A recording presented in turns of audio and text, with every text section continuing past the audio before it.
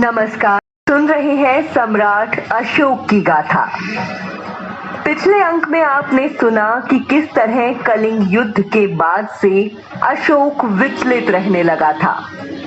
कैसे विदिशा ने अपने पुत्र और पुत्री को अशोक के पास भिजवा दिया और स्वयं बौद्ध संघ में शामिल हो गई।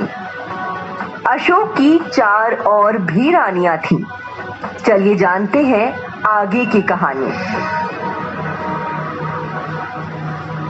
अशोक की दूसरी रानी थी असंघमित्रा, जो कि अशोक की पटरानी थी और अशोक के राज्याभिषेक के 26वें वर्ष में उनका देहांत हो गया था।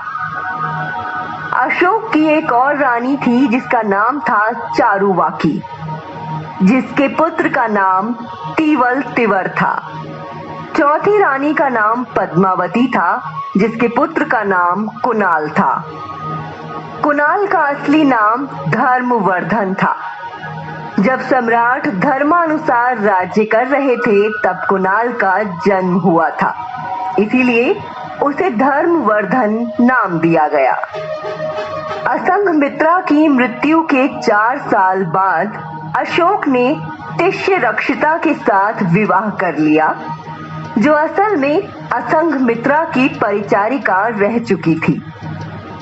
ऐसा कहा जाता है कि कुणाल, जो कि अशोक का सबसे प्रिय पुत्र था, वो तिष्यरक्षिता को बिल्कुल पसंद नहीं था और इसीलिए एक बार कुणाल से बदला लेने के लिए रानी तिष्यरक्षिता ने राजमुद्रा के साथ ये आदेश जारी कर दिया कि कुणाल को तुरंत उपराज्यपाल के पद से हटा दिया जाए और उसकी दोनों आंखें निकाल ली जाएं। क्योंकि आदेश राजमुद्रा के साथ जारी हुआ था, इसीलिए भला उस राजाज्ञा को कौन टाल सकता था। कुणाल ने स्वयं अपना पद त्याग दिया और अपनी दोनों आंखें भी निकाल दी। जब अशोक को इस बारे में पता चला तो उसने रानी तिष्यरक्षिता को दंडित किया और जहां कुणाल ने अपनी आंखें निकाली थीं, वहां एक बड़ा स्तूप बनवाया। कलिंग युद्ध के बाद से अशोक की मनोस्थिति ठीक नहीं रह रही थी। इसी बीच दुखी भाव से वो एक दिन अपने महल में बैठा था और झरोखे से बाहर की ओर झांक रहा था। तभी उसने सड़क पर एक भिक्षु को जाते हुए देखा। ना जाने क्यों अशोक का मन उस भिक्षु की तरफ खिंचा चला जा रहा था। सम्राट के मन में उस भिक्षु से मिलने की इच्छा जागी। उन्होंने प्रहरी से कहा, जाओ और सम्मान के साथ उस भिक्षु को महल में आने का निवेदन करो। भिक्षु के महल में आने पर अशोक ने पूछा, आप कौन हैं? भिक्षु ने जवाब दिया, देख तो रहे हो, मैं बौद्ध भिक्षु हूँ। अशोक ने उससे पूछा, क्या आप अपना नाम बताने की कृपा करेंगे?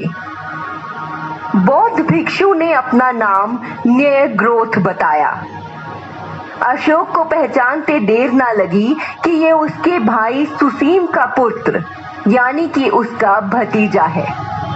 उसने न्ययग्रोथ से पूछा, तुम अवश्य ही मुझसे घृणा करते होगे ना, क्योंकि मैंने तुम्हारे पिता की हत्या की थी। अशोक ये सब कहते हुए मन ही मन पश्चाताप की आग में जल रहा था, जो कि उसके चेहरे पर साफ दिखाई दे रहा था। बौद्ध धर्म की शिक्षा प्राप्त किए न्ययग्रोथ के मन में हिंसा या घृणा का तो कोई भाव ही नहीं था। उसने अशोक से कहा, मैं प्राणी मात्र से प्रेम करता हूँ। घृणा तो संहार करने वाली होती है, इसीलिए उसे प्रेम से जीतना चाहिए। मानो कुछ ना कहते हुए भी, बिना किसी सजा दिए भी न्ययग्रोथ ने अशोक को पराजित कर दिया। अशोक ने बहुत ही लज्जित और पराजित स्वर में पूछा, इतनी कम उम्र में तुम्हें इतना ज्ञान कैसे मिला? मेरे मन में तो तनिक भी शांति नहीं है। न्याय ग्रोथ ने कहा, ये शांति मुझे भगवान बुद्ध की शरण में आकर मिली है। तुम भी भगवान बुद्ध की शरण में आ जाओ, तुम्हारे अशांत मन को भी शांति मिलेगी। अशोक ने उसी समय बौद्ध धर्म की दीक्षा ग्रहण करने का संकल्प लिया और यहीं से शुरू हुआ